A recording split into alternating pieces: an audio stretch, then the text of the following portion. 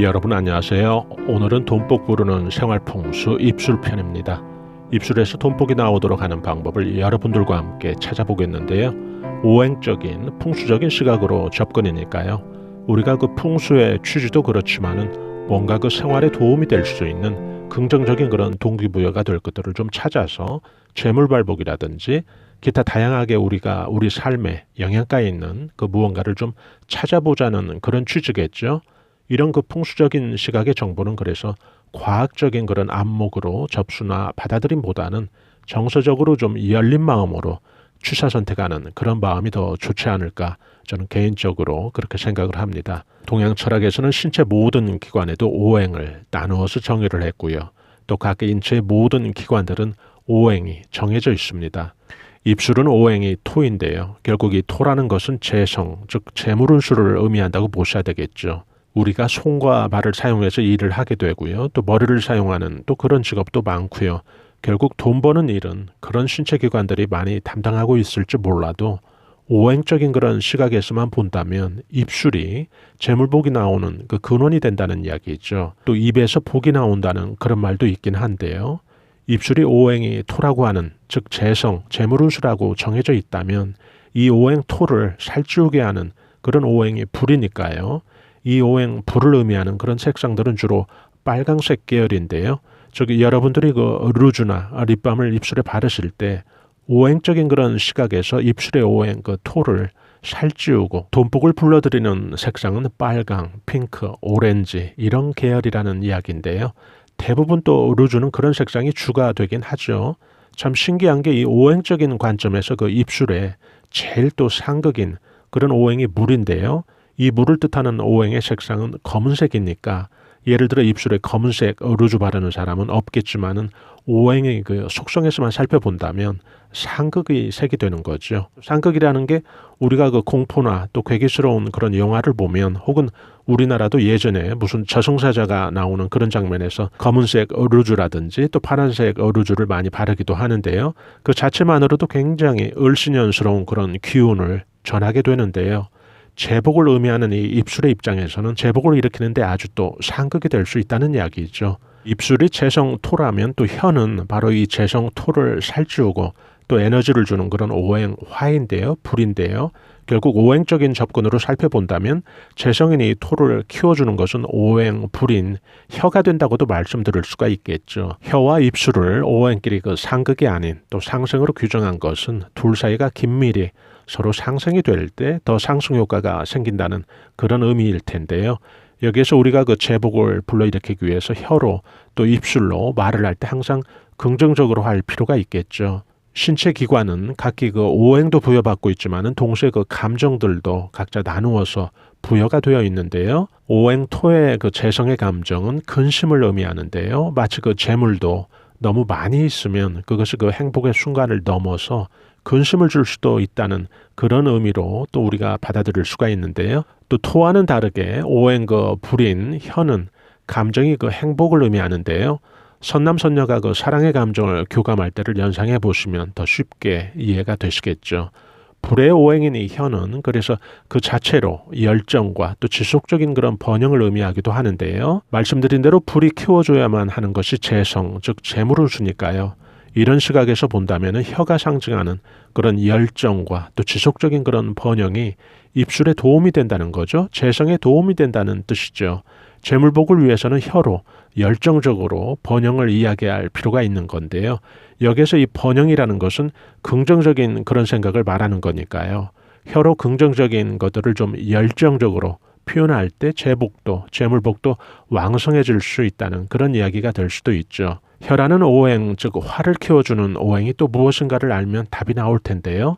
오행화, 즉 불을 키워주는 오행은 나무목이죠. 그런데 나무목의 오행이 이 신체 기관에서는 눈이거든요. 이렇게 되면 우리는 입술이 상징하는 재물복을 키워주는 오행화, 그 불이 상징하는 혀, 그리고 그 혀가 열정적으로 번영이나 또 진취적인 긍정적인 그런 표현을 하기 위해선 그 에너지의 동기부여의 시작은 바로 나무목의 오행을 갖고 있는 이 눈에서 그 답을 찾을 수 있다는 뜻이 되기도 하는 거죠. 이제 순차적으로 이런 오행의 접근을 대입을 해서 정리를 해보면 재물복부로는 입술이 되기 위해서 우리가 해야 될 것 첫 번째, 입술은 늘 촉촉하게 관리하자라는 이야기를 꼭 해드리고 싶은데요.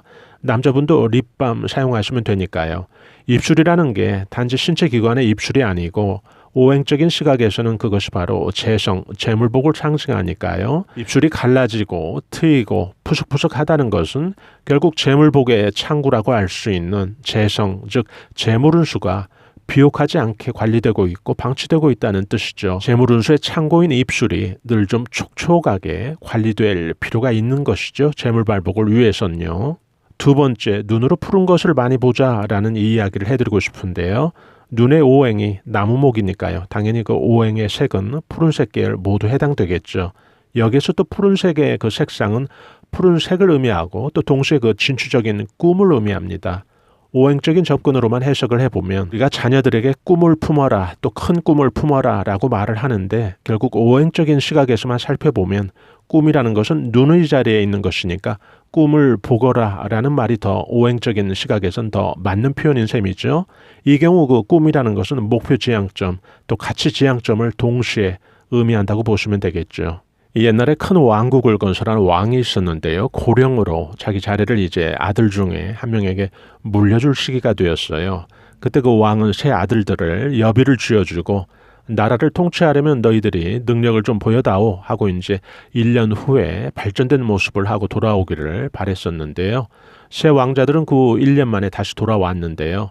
첫째는 그 사업 수완이 아주 좋아서 제법 큰 돈을 만들어서 돌아왔고요. 둘째는 또 인간관계가 좋아서 아주 많은 친구들을 사귀어서 금이 환영했고요. 막내는 그런데 그 행색이 거지처럼 하고 나타났는데요. 첫째와 둘째는 속으로 이제 왕의 자리는 막내는 빠진 상태에서 결정되겠지라고 생각을 한 거죠. 왕은 아들들에게 물었겠죠. 첫째는 그 사업 수완이 남달라서 왕에게 떠날 때 받은 그 돈보다 훨씬 많은 그런 부를 이룩한 것을 말을 했고요.